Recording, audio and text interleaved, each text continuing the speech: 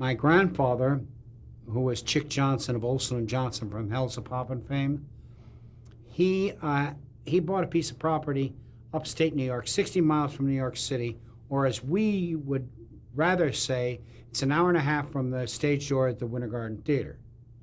It was a 1,000-acre farm he had there, so we had a place to take off and escape to. Talk a little about Olson and Johnson. Oh, I could talk forever about them. That was something I'm very proud that I was part of. As I said, my grandfather was Chic Johnson, the short, fat one. And his partner, Ole Olson, I always called him Uncle Ole. And he was wonderful to me. They, in turn, concerning myself, insisted I learn both sides of the curtain so that I could not only appreciate but respect what went on behind the scenes to make it possible to come out with what it was in front of the curtain. In fact, I started directing their shows, still working in their shows, because my first show with them was in 1941, a show called Sons of Fun, and I was 2. I replaced one of the Little People. We call them Little People because Billy Barty started the Little People's organization, and rightfully so. Prior to that organization, they were called Midgets, and I replaced one of them in the show. However, working in the show, when I was 13 years old, I started directing Olson and Johnson. Still working in the show when I was 16, I was their producer and director besides. But they wanted to, it was like the George M. Cohens and people like this that insisted that we learn all facets of our business. What were their shows like? Crazy, insane, anything can happen, and usually did, but it was all planned. But it didn't look like it was planned. They brought Carmen Miranda over to this country and put her in a Broadway show, and they starred a young man called Danny Kaye in a show called Star Hat Review. They went in partners with the Shuberts, and because all their Broadway shows was at Shubert theaters, and they needed somebody to put into the 2 leads, and Olson and Johnson campaigned to the Shuberts and said, we've got the 2 that would be perfect for it, and they gave it to Abbott and Costello. They pulled them out of burlesque and put them in the Broadway show. Olson and Johnson had their radio show, and they also opened history there, because in the old days there was a glass partition between the audience and the performers so they could control sound. Olson and Johnson said no, and they took away the glass partition because they wanted instantaneous reaction. Television, Olson and Johnson were pioneers with television, which I'm very proud to say, and it's never been mentioned. This, you and I talked about this in the elevator, in fact, and it's hurt me because they've given so many people breaks throughout their careers, and never once do they mention about Olson and Johnson as pioneers of television, which they were.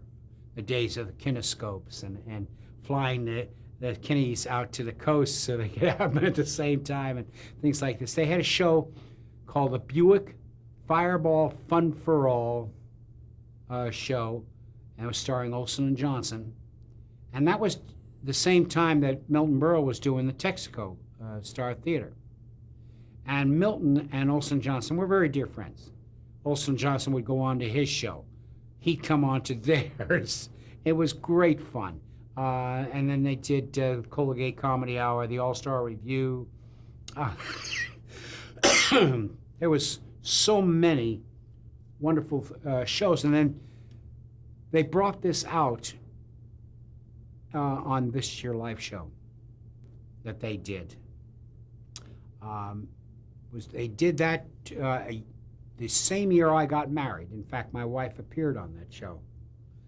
And it was quite a while because they all came out from back east. And I was out here. and we did the This Year Live show, and then the following week or two, my wife and I got married at the Blessed Sacrament Church here in Hollywood. Now, going back, did you work on those early TV shows? Yes. Oh, yes. I did everything from going through a trapdoor, running across the stage with a big hat and a long coat, to choking on a fly. That there was an actress, Billy Partridge, who a very dear friend and became almost like part of our family. Came in with a fly swatter, the kind you pump, and was getting it. He got that from Olson and Johnson to do that. But I mean, with an Olson and Johnson show, you may do your specialty act, and then the next moment you're going through a trap door. I remember my father, this wonderful actor, legitimate, worked with Lee Needolf, and everything like this. Worked with Ethel Merman, worked with all these greats, and he came out and he says, "I'm from the deep South." And they said, "How deep are you?" And he went through it. I mean, there wasn't anybody that that was sacrificed from doing these type of bits. Now, did they remain on television? Was there? They did different television shows.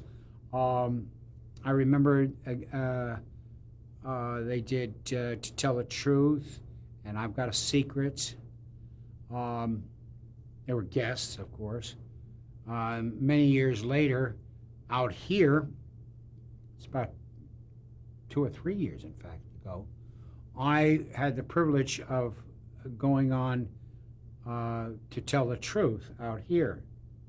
And it was funny because they believed me, and they shouldn't have, because I got most of the votes. And I was lying right through my teeth. But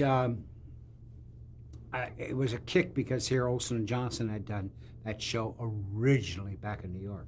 Because all television shows were done out of New York in those days. And we were working, as I stated earlier, with kinescopes. We didn't have the 35 millimeter film or the 16 millimeter, which they went from kinescopes to 16 millimeter, then to 35. They didn't have that. Now they're doing it with video. It's not done that way, not originally. It was all kines.